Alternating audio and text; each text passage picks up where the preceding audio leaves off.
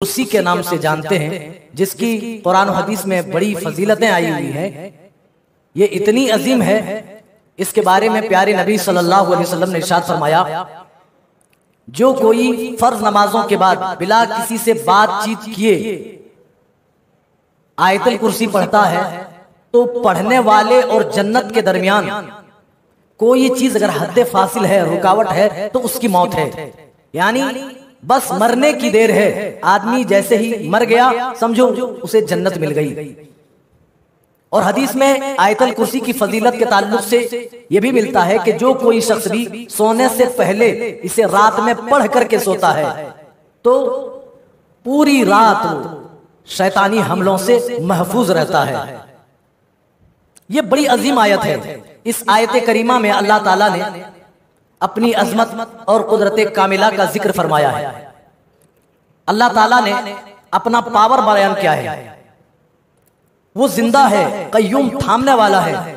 और फिर बताया कयामत का दिन होगा जिस दिन उसके इज़्न के बगैर, उसके हुक्म के बगैर कोई भी शख्स अल्लाह की जनाब में शफाअत नहीं कर सकता, सिफारिश नहीं कर सकता। मन ज़ल्लज़ी यशफ़अउ इंदहु इल्ला बिइज़्निही। मैं तफसील में नहीं जाना चाहूंगा, बस इतनी बात मैं जरूर बताऊंगा कि अल्लाह ताला ने बताया कि मैं ही हूं जो दुनिया का निजाम चला रहा हूं, और मेरा पावर यह है कि तुम सोते हो, मुझे सोना तो दरकिनार, मुझे ऊंघ तक नहीं आती।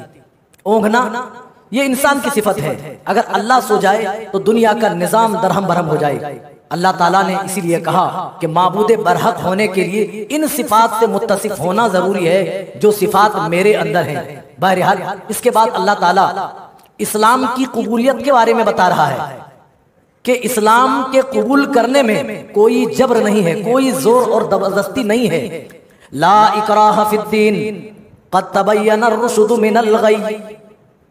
इस्लाम कबूल करने में कोई जोर और जबरदस्ती नहीं है। क़द तबय्यना रुश्दु मिनल गय, हक को बातिल के साथ वाज़ेह कर दिया गया है। जैसे ही ये पहला सफा खत्म होता है, दूसरे सफे का आगाज होता है। वहां हमें देखने को मिलता है कि हजरत इब्राहिम और नमरूद के दरमियान जो मुनाजरा हुआ था, जो जबरदस्त डिबेट हुआ था, वो डिबेट अल्लाह की जुबानी हमें देखने को मिलता है।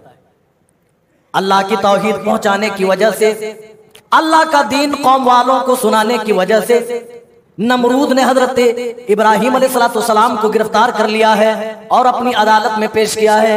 नमरूद की मंशा यह थी कि किसी तरह इब्राहिम को जलील कर दिया जाए, उस दावत को हकीर साबित कर दिया जाए जो दावत लेकर के वो उठे हुए हैं और लोगों को सुनाते हैं।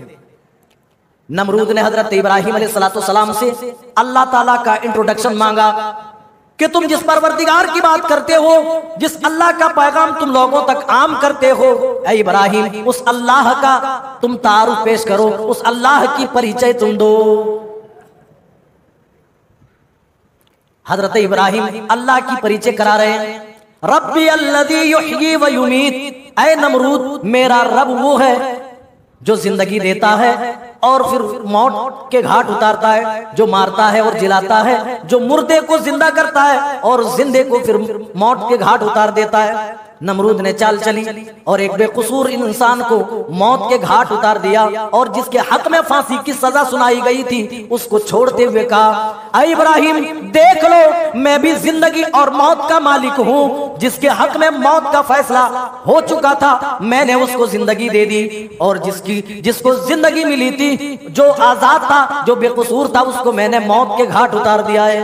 हजरत इब्राहिम समझ गए कि नमरूद क्या करना चाहता है। हजरत इब्राहिम ने कहा मेरा रब वो है जो सूरज को पूरब से निकालता है, मशरिक से निकालता है और मगरिब में डुबोता है। फाती बिहा मिनल मगरिब, ऐ नमरूद तू ऐसा कर, मशरिक के बजाय सूरज को तू मगरिब से निकाल करके दिखा दे। मेरा रब तो मशरिक से निकालता है और मगरिब में डुबोता है, तुम मगरिब से निकाल दे और मशरिक में सूरज को डुबाल दे। अल्लाह कह रहा है फबुहितल्लज़ी कफर, कुफ्र खामोश हो गया, नमरूद की जबान पर कोई बात सामने नहीं आई। इसी तरह अल्लाह ताला ने हजरत इब्राहिम अलैहिस्सलाम को फतह कामरानी अता फरमाई। इसके बाद अल्लाह ताला ने इसी सफे के अंदर, जानते हो, मौत के बाद दोबारा जिंदगी के वाकयात जिक्र किए। सिर्फ सूरह बकरा की बात करूं तो अल्लाह ताला ने कुल 5 जगहों में मुर्दे को जिंदा करने के ताल्लुक से वाकयात बयान किए। उनमें से एक वाकया ये भी है, एक शख्स किसी बस्ती से गुजर रहे थे और मारूफ कौल के मुताबिक वो हजरत उज़ैर अलैहिस्सलाम थे। कौन थे? उज़ैर अलैहिस्सलाम थे। बस्ती से गुजरते हुए हजरत उज़ैर अलैहिस्सलाम ने इंसानों की लाशें देखी और इंसानों की हड्डियां देखी, तो हजरत उज़ैर अल्लाह से दुआ गो हुए और इल्तिजाएं करने लगे, अन्ना, ऐ मेरे परवरदिगार, तू कैसे इनको पैदा करेगा, इनकी मौत के बाद तू कैसे इन्हें जिंदगी देगा। युहयीहादिहिल्लाहु बअदा मौतिहा, अल्लाह कह रहा फअमातहुल्लाहु मिअता आमिन, तो हमने उज़ैर को 100 साल तक मौत दे दी। कितने साल? 100 साल तक। फिर दोबारा जिंदा किया 100 साल के बाद, और अल्लाह ताला ने पूछा, ए उज़ैर, तुम कितने साल तुम नींद में सोते रहे, मौत में तुम रहे? कहने लगे, क़ाल कम लबिस यौमन औ बादा यौम, एक दिन या उससे कुछ कम, बस थोड़ी देर तो सोए। अल्लाह कहता है, नहीं नहीं ऐ उज़ैर, तुम एक दिन या उससे कम नहीं, बल्कि तुम 100 सालों तक सोते रहे। मियाता आमिन, 100 साल तक तुम मरे रहे, 100 साल तक तुम पड़े रहे। वंजुर इला तआमिका व शराबिक, अगर तुम्हें यकीन नहीं तो अपने खाने पीने की चीजों की तरफ तो देखो, लम यतसन्ना, वो तो खराब भी नहीं हुए, वो तो बेकार भी नहीं हुए। हम कोई चीज रखते हैं, गर्मी के मौसम में अगर फ्रिज में डालना रात को भूल गए तो सुबह वो चीज खराब मिलती है।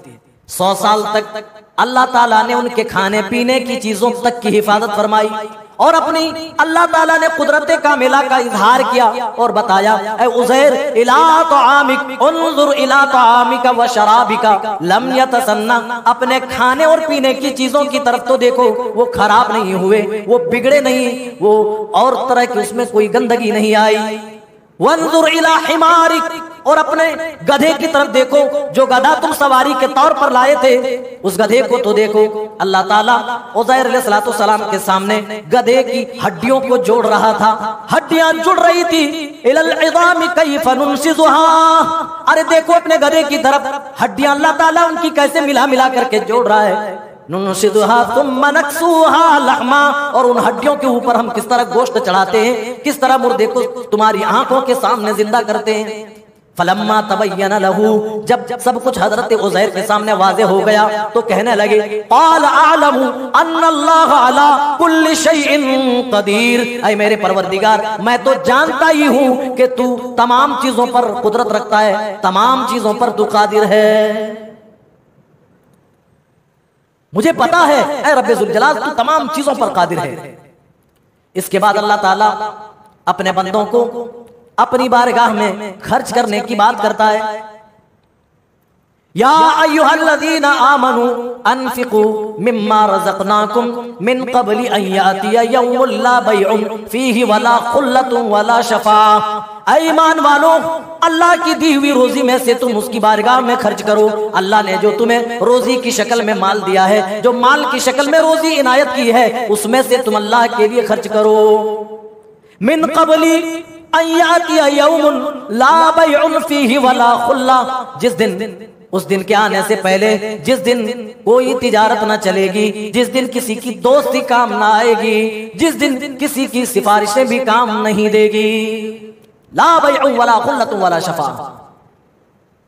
अल्लाह ताला आगे अपनी इबादत की तरफ और अपने राह में खर्च करने की तरफ बंदों को बुला रहा है और खर्च करने की मिसाल दे रहा है। ऐ मेरे बंदो, तुम जो कुछ मेरी बारगाह में खर्च करते हो, उसको तो हम कई गुना बढ़ा करके तुम्हें इनायत करते हैं, कई गुना हम और ज्यादा बरकत दे करके तुम्हारे पास भेजते हैं।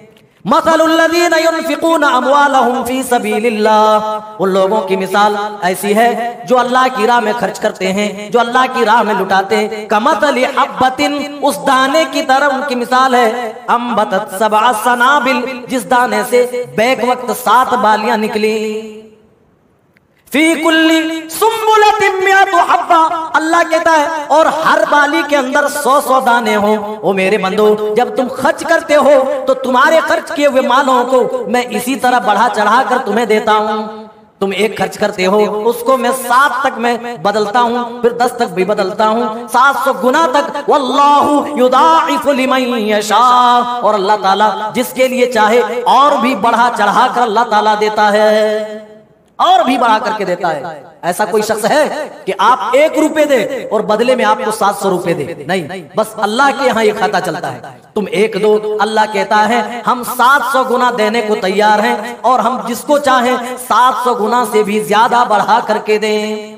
लेकिन जब बंदा सदका देता है, जब कोई नेक काम करता है, हो सकता है कि उसके अंदर लिल्लाहियत और रज़ाए इलाही मकसूद ना होकर रियाकारी आ जाए उसके अंदर, तो अल्लाह कह रहा है जो तुम खर्च करते हो, किसी को तुम सदका देते हो, तो तुम उस सदके के अंदर रियाकारी ना करो, और जिस पर भी तुम सदका दे रहे हो उस पर तुम कभी एहसान मत जतलाओ, वरना तुम रियाकारी करोगे, एहसान जतलाकर तुम उन्हें इज़ा पहुंचाओगे, तकलीफ पहुंचाओगे, तो तुम्हारा सदका बर्बाद हो जाएगा, बेकार हो जाएगा।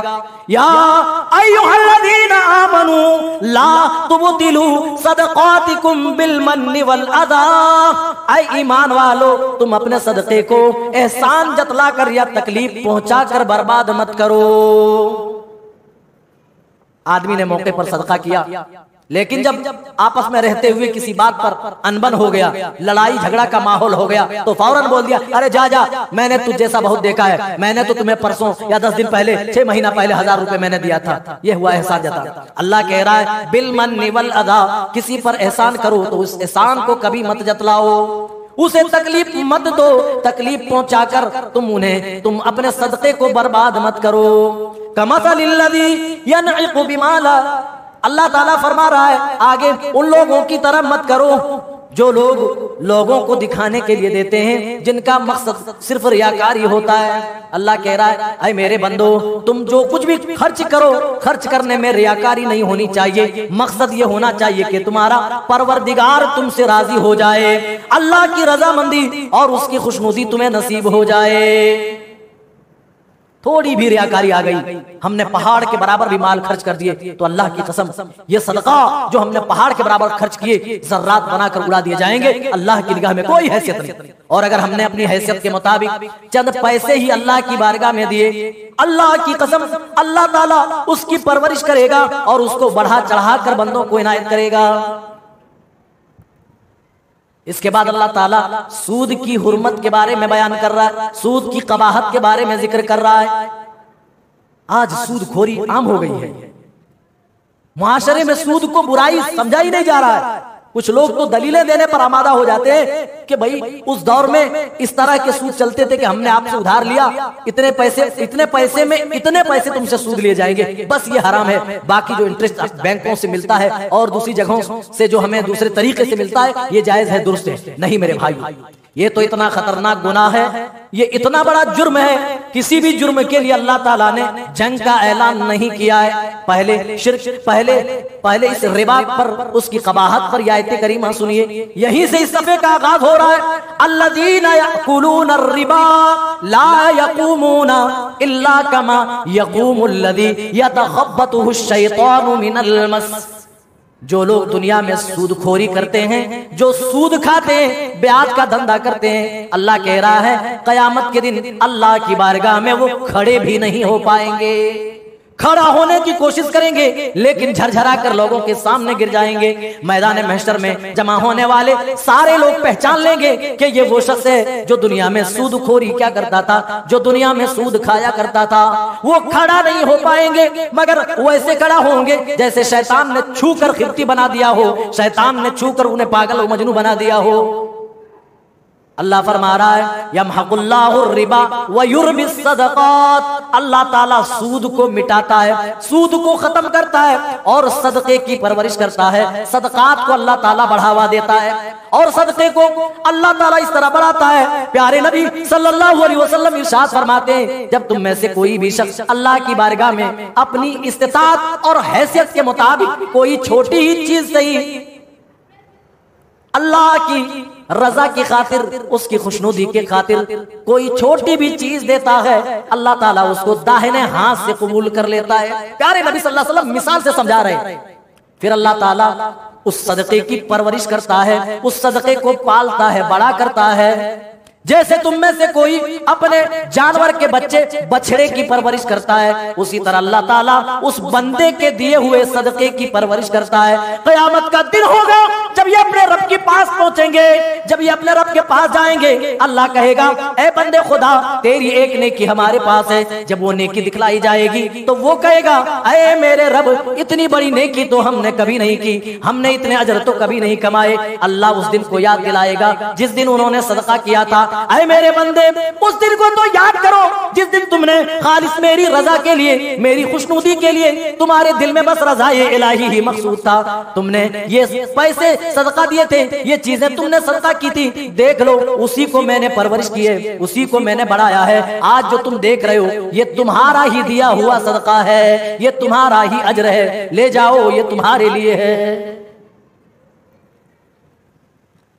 सूदखोरी मुआशरे की इतनी बड़ी लानत है कि अल्लाह ताला ने सूद खाने वालों के खिलाफ जंग का ऐलान किया और कहा या अय्युहल्लज़ीना आमनुत्तकुल्लाह वज़रू मा बक़िया मिनर रिबा। ऐ वो लोगो जो ईमान लाए हो अपने परवरदिगार से डरो, अल्लाह से डरो।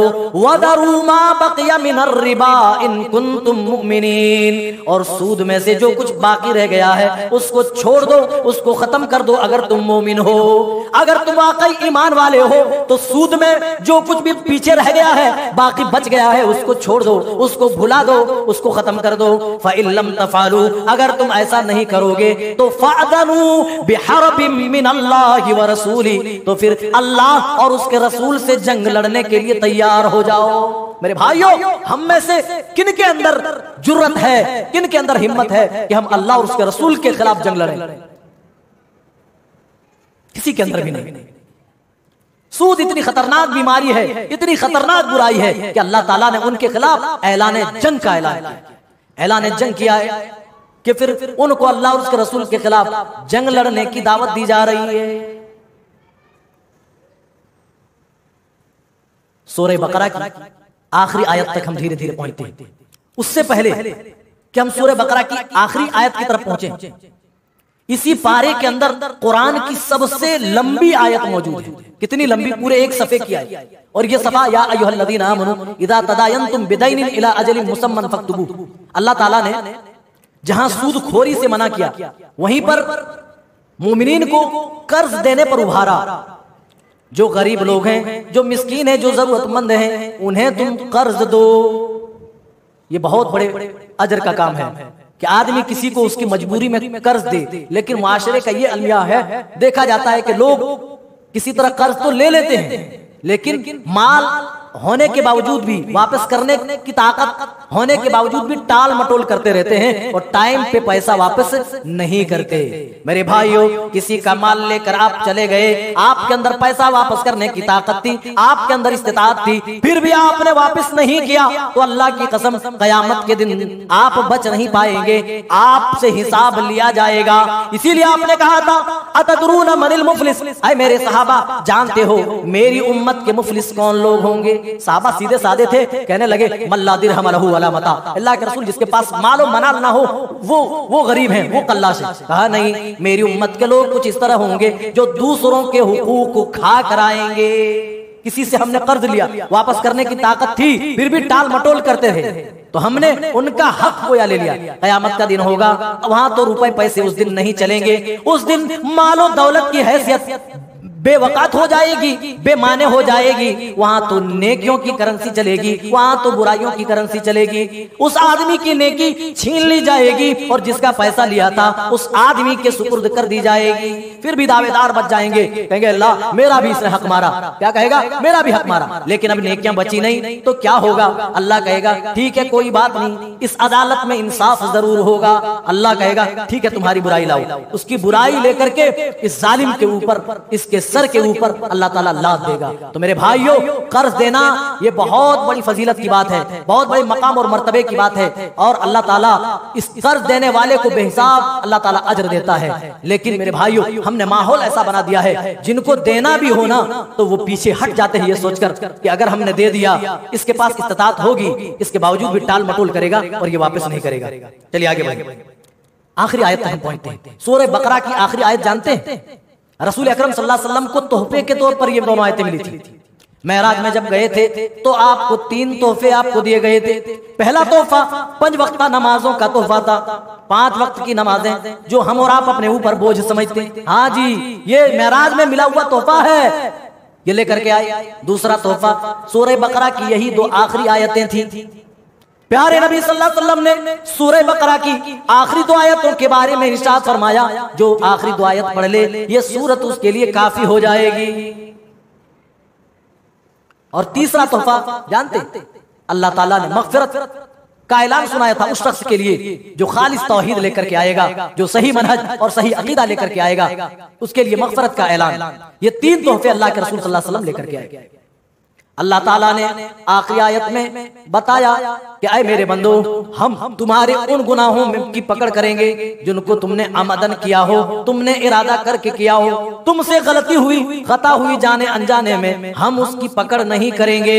अल्लाह ने बंदों को दुआ सिखलाई, ऐ मेरे बंदो तुम मुझसे इन अल्फाज के साथ दुआ करो, रब्बना इन नसीना औ अख्ताना, अल्लाह जो कुछ हमसे भूल चूक हो जाए या फिर हमसे खताएं सरदद हो जाए, अल्लाह ला तो आखिदना, इन भूल चूकों और इन खताओं को तू ना पकड़ना। सूरह आल इमरान स्टार्ट हो रही है, शुरू हो रही है। सूरह आल इमरान सूरह बकरा के बाद सबसे बड़ी सूरत है। और सूरह आल इमरान में इमरान, उनकी बीवी और इन दोनों की बेटी हजरत मरियम का वाकया है, हजरत मरियम की विलादत का वाकया है। हजरत मरियम के ताल्लुक से, उनकी फजीलत के ताल्लुक से इतना कह देना काफी है, कुरान पाक में किसी और औरत का नाम नहीं आया। अगर औरत किसी औरत का नाम आया तो हजरत मरियम का नाम आया है। हजरत मरियम की माँ इमरान की बीवी ने नजर मानी थी अल्लाह से, इन्नी नज़रतु लका मा फी बतनी मुहर्ररा। ओ लोगो, हम अपनी औलाद के लिए क्या क्या नजर मानते हैं। अल्लाह सरकारी नौकरी लग गई तो 60 लोगों को खाना खिला दूं। अल्लाह मेरा बच्चा इम्तिहान में पास हो गया, अल्लाह मैं 10 कुरान मजीद का नुस्खा तेरी मस्जिद में रख दूंगा। ज्यादा से ज्यादा हम इतना करते हैं, लेकिन हजरत मरियम की माँ को तो देखो, हजरत इमरान की बीवी का हाल तो देखो। क्या कहती है, अभी बेटी पैदा नहीं हुई है और मालूम भी नहीं है कि पेट में बेटा है या बेटी है, लेकिन अल्लाह की कुर्बत का ये हाल है। कहने लगी, रब्बी इन्नी नज़रतु लका मा फी बतनी, अल्लाह मेरे पेट में जो कुछ है उसको मैंने तेरे लिए नजर मानी है, फतक़ब्बल मिन्नी, अल्लाह मेरी तरफ से कबूल फरमा ले। अल्लाह मैं अपनी बेटी को तेरे घर के लिए छोड़ दूंगी, तेरे घर की देख रेख, तेरे घर की खिदमत के लिए, अल्लाह बैतुल मक़दिस के लिए अपने बेटे को, अपनी बेटी को वक्फ कर दूंगी। जब पैदा हुई तो हजरत मरियम की माँ ने अल्लाह के घर के लिए वक्फ कर दिया, खिदमत करती थी और वहीं से उनकी परवरिश हुई। उनके इंतकाल के बाद उनके खालू जान हजरत ज़करिया अलैहिस्सलाम ने उनकी परवरिश की। कहाँ रह रहे, ठिकाना कहाँ रहने का, वही मिंबर मेहराब। एक मर्तबा हजरत मरियम अपनी जगह पर थी मेहराब में और उनके पास बेमौसमी फल थी। फलम्मा दखला अलैहा, कुरान इस तरह बयान कर रहा है, फलम्मा दखला अलैहा ज़करियल मेहराबा वजदा इंदहा रिज़्क़ा। हजरत ज़करिया दाखिल हुए तो मरियम के पास बेमौसमी फल देखे तो कहने लगे, ए बेटी मरियम, अन्ना लकी हादा, ये बेमौसमी फल कहाँ से आए। तो हजरत मरियम कहती है, क़ालत हुवा मिन इंदिल्लाह, ए मामू जान ये तो अल्लाह की तरफ से है। क्या कहा, ये अल्लाह की तरफ से है। हजरत ज़करिया अलैहिस्सलाम ने देखा जब मरियम के लिए, मेरी भांजी के लिए यहाँ मेहराब में बेमौसमी फल आ सकते हैं, तो इस बुढ़ापे में अगर मैं अल्लाह की जनाब में, उसकी बारगाह में अपनी औलाद के लिए दुआ करूं तो मेरी दुआ क्यों कर कबूल ना होगी। उसी वक्त उसी मेहराब पे हजरत ज़करिया दुआ के लिए औलाद की तलब में हाथ उठा देते हैं। कुरान यूं बयान कर रहा है, हुनालिका दआ ज़करिया रब्बा क़ाल रब्बि हबली मिन लदुनका ज़ुर्रियतन तय्यिबा। अल्लाह मुझे भी, मुझ बूढ़े पर भी अल्लाह रहम फरमा और मुझे भी औलाद की दौलत से माला माल कर दे। हजरत ज़करिया की भी अल्लाह ताला ने दुआ मकबूल की और औलाद से नवाज दिया। मेरे भाइयों देखें, यहाँ मरियम को देखा कि बेमौसमी फल आ रहे हैं तो हजरत ज़करिया से भी रहा नहीं गया, उन्होंने भी दुआ कर दी। इसके बाद अल्लाह ताला फितरी ख्वाहिशात का जिक्र करता है। जो नेचुरली मोहब्बत है, जिन चीजों से हम फितरी तौर पर मोहब्बत करते हैं, अल्लाह उन चीजों को एक एक के बाद एक जिक्र कर रहा है और गिना रहा है। ज़ुय्यिना लिन्नासि हुब्बुश शहवाति मिनन निसाइ वल बनीन वल क़नातीरिल मुक़ंतरति मिनज़ ज़हबि वल फ़िज़्ज़ा, इंसानों के लिए मुज़य्यन कर दिया गया है, उनके दिलों में ये चीजें बिठा दी गई है, इन चीजों की मोहब्बत डाल दी गई है, शहवात की मोहब्बत, औरत की मोहब्बत, आल औलाद की मोहब्बत, मिनज़ ज़हबि वल फ़िज़्ज़ा, सोने चांदी रुपए पैसे की मोहब्बत, वल खैलिल मुसव्वमति वल अनआमि वल हर्स, सवारियों की मोहब्बत को और चौपायों और खेतियों की मोहब्बत को डाल दिया है। ये सारी चीजें दुनियावी चीजें हैं और इन तमाम दुनियावी चीजों की मोहब्बत कहीं ना कहीं हम सबके दिल में फितरी तौर पर मौजूद है। अल्लाह कहता है कि मना नहीं है, लेकिन इन चीजों की मोहब्बत अल्लाह और उसके रसूल की मोहब्बत से ज्यादा नहीं होनी चाहिए। बस अल्लाह का यही डिमांड है और कुछ नहीं। तुम इनसे मोहब्बत करो, अपनी माँ से मोहब्बत करो, अपने बाप से करो, अपनी औलाद से करो, अपनी बीवी से करो, लेकिन हाँ, इनकी मोहब्बतें कहीं अल्लाह और उसके रसूल की मोहब्बत पर ना गालिब आनी पाए। इन नेमतों को गिनाने के बाद अल्लाह कह रहा है ज़ालिका मताउल हयातिद दुनिया, आए मेरे बंदो, ये तो दुनिया का मालो मनाल है, ये दुनिया की चीजें, यानी अल्लाह ये तासुर दे रहा है, बंदों को ये बता रहा है, आए मेरे बंदो, ये चीजें तो एक दिन खत्म हो जाएगी। वल्लाहु इंदहु हुस्नुल मआब, लेकिन अल्लाह के पास बेहतरीन ठिकाना है, ऐसा ठिकाना मिलेगा और उस ठिकाने पर ऐसी नेमतें मिलेंगी जो कभी फना ना होंगी, जो कभी खत्म ना होंगी। फिर अल्लाह ताला अपनी बादशाहत का जिक्र कर रहा है कि मैं बादशाहत का मालिक हूं। ऐ नबी आप सुना दीजिए, कुलिल्लाहुम्मा मालिकल मुल्क, ऐ बादशाहत के मालिक, तू दिल मुल्क मन तशा, तू जिसे चाहता है बादशाहत अता करता है, व तंज़िउल मुल्क मिम्मन तशा, और तू जिसे चाहता है बादशाहत छीन लेता है। वो लोगों, हम शिकवे करें मेरे भाइयों, ये अलग बात है, लेकिन बादशाहत अता करना, बादशाहत छीन लेना, ये अल्लाह के इख्तियार में है। वो जिसे चाहे बादशाह बना दे, वो जिससे चाहे बादशाहत छीन ले। व तंज़िउल मुल्क मिम्मन तशा के बाद अल्लाह कह रहा है व तुइज़्ज़ु मन तशाउ व तुज़िल्लु मन तशा, अल्लाह जिसे चाहे इज्जत दे, अल्लाह ताला जिसे चाहे जलील कर दे। अल्लाह जिसे चाहे तू प्रभुत्व प्रदान कर दे, अल्लाह जिसे तू चाहे अपमानित कर दे। बियदिकल खैर, भलाई तो तेरे हाथ में, भलाई तो बस तेरे इख्तियार में है। मेरे भाइयों, अल्लाह को मना लो, सारे मसाइल का हल हो जाएगा।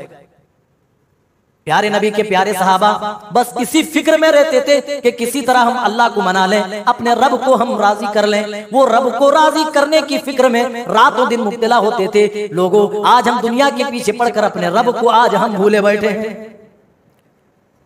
नसरानी कहते थे कि हम अल्लाह के मुअज़्ज़ज़ हैं, अल्लाह के हम मुहिब हैं, अल्लाह हमसे बहुत मोहब्बत करता है। नहनु अबनाउल्लाहि व अहिब्बाउ, हम अल्लाह के औलाद हैं और अल्लाह के हम चहीते हैं। अल्लाह कह रहा है अगर वाकई तुम अल्लाह से मोहब्बत करना चाहते हो कि अल्लाह तुमसे प्यार करे, अल्लाह तुमसे मोहब्बत करे, ऐ नबी आप इन्हें भी सुना दीजिए, इन कुंतुम तुहिब्बूनल्लाह फत्तबिऊनी युहिब्बुकुमुल्लाह, अगर तुम अल्लाह से मोहब्बत करना चाहते हो, अल्लाह से प्यार करना चाहते हो, ऐ नबी आप कह दें कि तुम मेरी इत्तिबा और पैरवी करो, युहिब्बुकुमुल्लाह, अल्लाह तुमसे मोहब्बत करेगा। और मोहब्बत ही नहीं बल्कि यग़फिर लकुम दुनूबकुम, अगर तुम गुनाहगार भी रहोगे तो अल्लाह ताला तुम्हारी खताओं, तुम्हारे गुनाहों को दरगुजर कर देगा, बख्श देगा। तस्लीस का अकीदा, उसका रद्द अल्लाह ताला ने इसके बाद किया। ईसाई क्या मानते थे? अल्लाह, ईसा और मरियम ये तीनों खुदा, तीनों मिलकर के खुदा है, 1/3 3/1। क्यों? अल्लाह कह रहा है ऐ नसरानियों, अगर तुम हजरत ईसा को इसलिए रब मानते हो कि वो मौजज़ाना तौर पर पैदा हुए, बगैर बाप के दुनिया में आए, तो सुनो, इन्ना मसला ईसा इंदल्लाहि कमसली आदम, अल्लाह के नजदीक ईसा की तख्लीक तो आदम की तख्लीक की तरह है। ईसा की पैदाइश हजरत आदम की तरह है। खलक़हु मिन तुराबिन सुम्मा क़ाल लहू कुन फयकुन, मैंने आदम को मिट्टी से बनाया, फिर कहा ऐ आदम हो जा, बस आदम तैयार हो गए। यानी अल्लाह ये बता रहा है कि अगर तुम इस एतबार से, इस वजह से हजरत ईसा को रब के मुकाबले में लाते हो कि वो बगैर बाप के पैदा हुए, तो आदम के बारे में क्या ख्याल है? वो तो बगैर बाप के जहां पैदा हुए तो वहीं पर बगैर माँ के भी पैदा हुए, तो हजरत आदम तो और बड़े खुदा होने चाहिए। किस तरह अल्लाह ताला ने तसलीस का रद्द किया है, उनके अकीदे का रद्द किया है। इसके बाद अल्लाह ताला तमाम अहले किताब को दावत फिक्र दे रहा है, आ जाओ एक प्लेटफॉर्म पे जमा हो जाओ, कम से कम उन चीजों पर आओ हम इत्तेफाक कर लेते हैं जिन चीजों में हमारा तुम्हारा एक ही, हमारी तुम्हारी एक ही सोच है। या अहलल किताब तालो इला कलिमतिन सवाइन बैनना व बैनकुम अल्ला नअबुद इल्लल्लाह वला नुशरिक बिही शैअन वला यत्तखिद बादुना बादन अरबाबम मिन दुनिल्लाह। अहले किताब आओ उस कलमे की तरफ, उस कलमे के ऊपर आओ, उस बात की तरफ आओ जो हम में तुम में यकसा है। क्या यकसा है? अल्ला नअबुद इल्लल्लाह वला नुशरिक बिही शैआ, कि हम अल्लाह के अलावा किसी और की इबादत व बंदगी ना करें। वला नुशरिक बिही शैआ, उसकी तौहीद में किसी को भी को साझी न बनाए। वला यत्तखिद बादुना बादन अरबाबम मिन दुनिल्लाह, और हम बाज को हम रब न बनाए। हजरत अदी बिन हातिम रज़ियल्लाहु ताला अन्हु नसरानी से मुसलमान हुए थे। वहीं पर जब आयत करीमा अदी बिन हातिम ने सुना, कहने लगे या रसूल अल्लाह, हम तो अपने उलमा को, हम अपने रहबानियीन को रब तो नहीं मानते थे, उनकी इबादत तो नहीं करते थे, हम तो रब नहीं बनाते थे। अल्लाह के रसूल ने पूछा, क्या जिन चीजों को वो हलाल करते थे तुम हलाल नहीं मानते थे? वो जिन चीजों को हराम कहते थे तुम हराम नहीं मानते थे? अल्लाह के रसूल ऐसा ही मामला था। जिन चीजों को वो हराम करते थे उनके उलमा, लोग हराम समझने लगते थे। जिन चीजों को हलाल करते थे उनके उलमा, वो हलाल समझते थे। अल्लाह के रसूल ने फरमाया, ए अदी इब्न हातिम, यही तो रब बनाना हुआ कि जिसको हराम कहें लोग हराम समझे, वो जिसको हलाल कहें उनके कहने पर लोग को हलाल समझे। यहूद कहते थे कि हम इब्राहिम अलैहिस्सलाम से ज्यादा ताल्लुक रखते हैं। नसारा कहते थे नहीं नहीं, हजरत इब्राहिम नसारा है। अल्लाह ताला ने तमाम का रद्द करते हुए कहा, माँ काना इब्राहिम यहूदिय्यम वला नसरानिय्यम व माँ काना इब्राहिम यहूदिय्यम वला नसरानिया वलाकिन काना हनीफम मुस्लिमा। इब्राहिम अलैहिस्सलाम ना तो यहूदी थे ना ईसाई थे, बल्कि तमाम जहानों से कटकर, तमाम लोगों से कटकर यकजू होकर एक अल्लाह के फरमाबरदार थे, एक अल्लाह की इबादत करने वाले थे।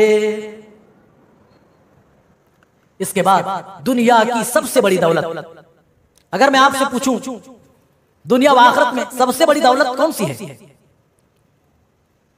किसी भाई ने बोला माशाअल्लाह बारकल्लाहु फी इल्म, अल्लाह ताला मजीद और इल्म अता करे। ईमान मेरे भाई, यही वजह है कि सहाबा ने अपनी जान को जान नहीं समझा, अपनी औलादे मैदान जंग में कटवा दी, खुद यतीम हो गए, माल तो माल, तिजारतें तो तिजारतें, घर बार सब कुछ लुटा दिया इसी ईमान के लिए।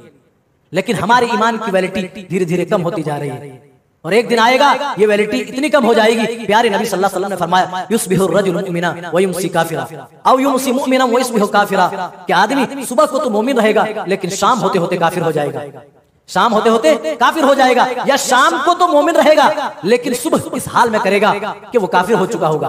प्यारे नबी के प्यारे सहाबा कहते हैं, रसूलुल्लाह सल्लल्लाहु अलैहि वसल्लम वजह क्या होगी? आपने फरमाया, यबीउदीनहु बिअरज़िम मिनद दुनिया, लोग दुनिया के चंद चीजों के एवज अपना ईमान फरोख्त कर देंगे, अपना दीन बेच देंगे। आज लोग चंद रुपए पाकर खरद को जुनू, जुनू को खरद बना दे रहे हैं, हक को नाहक और नाहक को हक कर दे रहे हैं। अल्लाह ताला उस ईमान की कद्र और कीमत बता रहा है, उस ईमान का महत्व बता रहा है। इससे पहले अल्लाह ताला बता रहा है कि इस इस्लाम के अलावा, ऐ नबी सल्लल्लाहु अलैहि वसल्लम, जिस इस्लाम को आपके ऊपर मैंने कंप्लीट कर दिया, मुकम्मल कर दिया, उस इस्लाम के अलावा कोई शख्स दूसरा मजहब लेकर के आएगा तो अल्लाह उसको कबूल नहीं करेगा। कोई भी मसलक हो, कोई भी मजहब हो, कोई भी मिल्लत हो, इस्लाम के अलावा अल्लाह ताला कह रहा है अल्लाह की बारगाह में मकबूल नहीं होगा। अब ईमान के बारे में कहा जा रहा है, इन्नल्लज़ीना कफरू व मातू व हुम कुफ्फार, ये आखिरी आयत है तीसरे पारे। अल्लाह कह रहा है, जिन्होंने कुफ्र इख्तियार किया और उसी कुफ्र की हालत में दुनिया से चले गए, मर गए, वमातु वहुम कुफ्फार, ईमान ना ला सके, ईमान नसीब नहीं हुआ, फलन युक़बल मिन अहदिहिम मिलउल अर्दि ज़हबा, तो क़यामत के दिन ये जमीन भर करके सोना भी अल्लाह को दे दें और सोना देकर अल्लाह के अजाब से बचना चाहे तो अल्लाह कह रहा है, फलन युक़बल मिन अहदिहिम, उनमें से किसी से भी ये कबूल नहीं किया जाएगा। एक ईमान वाला शख्स, उसका क्या कहना, और एक बिला ईमान वाला जो बगैर ईमान के दुनिया से चला जाएगा, वो जमीन भर करके सोना, इतना छोटा, उसकी कीमत कितनी ज्यादा। 1 तोला सोना, 2 तोला, 1 किलो, आधा किलो जिसके पास हो वो तो कौम का सबसे बड़ा अमीर कहलाएगा, है कि नहीं? पूरी जमीन जितनी बड़ी है उतना बड़ा सोना दे दे, और सोना दे करके भी ईमान वालों की सफ में शामिल होना चाहे तो अल्लाह कह रहा है उस दिन ईमान वालों की सफ में वो शामिल नहीं हो सकते। मेरे भाइयों, इसी आयत करीमा पर तीसरे पारे का इख्तिताम होता है। इंशाअल्लाह कर चौथा पारा लेकर आपके बीच हाजिर होंगे। अल्लाह ताला हम तमाम को नेक समझ और अच्छे अमाल की तौफीक इनायत फरमा, हम तमाम को सुनने से ज्यादा अमल की तौफीक मरहमत फरमा। आमीन। अस्सलामु अलैकुम व रहमतुल्लाहि व बरकातुहू।